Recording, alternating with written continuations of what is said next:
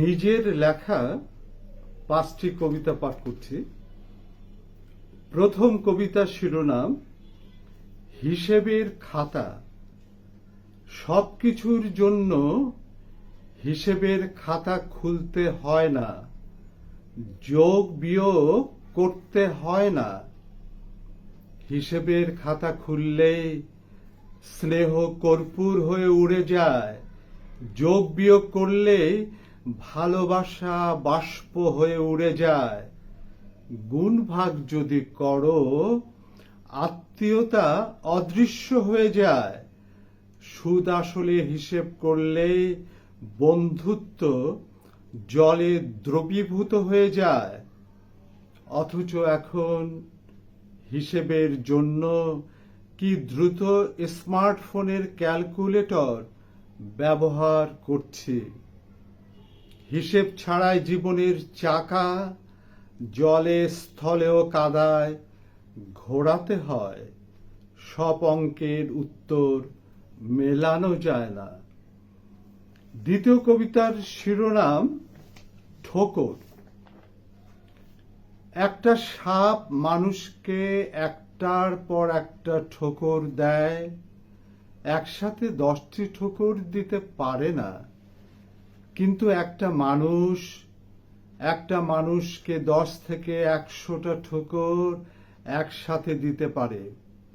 সে কারণে সে সাপের চেয়েও ভয়ঙ্কর। সে গাণিতিক ও জ্যামিতিক জ্ঞান রাখে, সাপ শুধু যোগ বিয়োগ জানে। সাপের লেজে পাড়া দিলে সাপ ছোবল দেয়। মানুষের হাতে হাত রাখলেও, একসাথে হাঁটলেও কিংবা গলাগলি করে থাকলেও কখন যে কি কারণে ঠোকর দিবে বুঝতেই পারবে না। মানুষ কপট বেশ নিয়ে ছলনায় গলা খাকার দিয়ে বোঝাবে বুকে কফ জমেছে, কিন্তু জমেছে প্রতিহিংসা পরায়ণতার শ্লেষা, তা জানতেই পারবে না। সাপের বিষ তার বিষথলিতে থাকে, মানুষের বিষ কোথায় না থাকে। তৃতীয় কবিতার শিরোনাম ভাঙ্গনের কুচকাওয়াজ।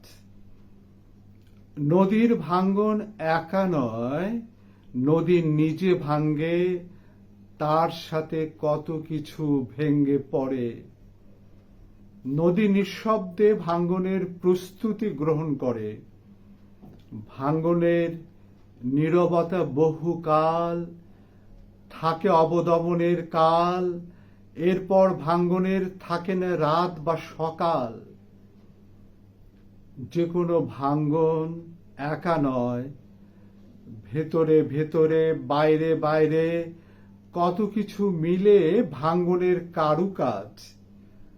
ভাঙতে হলেও খুলতে হয় নিজেরও ভাঁজ, পড়তে হয় সাজ, এরপর ভাঙ্গনের কুচকাওয়াজ। চতুর্থ কবিতার শিরোনাম ধুলো। ধুলো এসে গায়ে লাগে, সেই ধুলো জমতে জমতে শুধু ফার্নিচারের রং বদলে যায় না, জং ধরে হৃদয়েও। ধুলো পরিষ্কারের ঝাড়ু দরকার, ধুলো পরিষ্কারের তেনা দরকার। ধুলো পরিষ্কার করো রমণীরা, ধুলো পরিষ্কার করো পুরুষেরা। প্রিয় জিনিসের উপর থেকে ধুলো মুছে ফেলো নিয়মিত, না হলে ধুলো ভুলো পথে নিয়ে যাবে। ধুলোর শক্তিকে তুচ্ছ ভেবো না।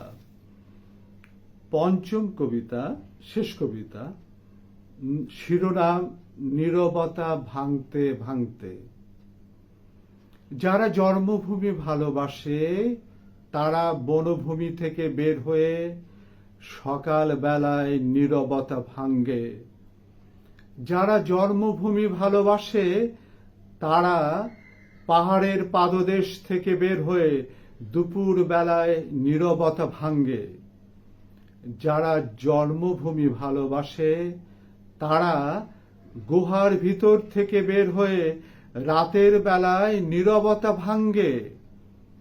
নীরবতা ভাঙতে ভাঙতে জন্মভূমি প্রলয় মেঘের ভিতর জেগে ওঠে।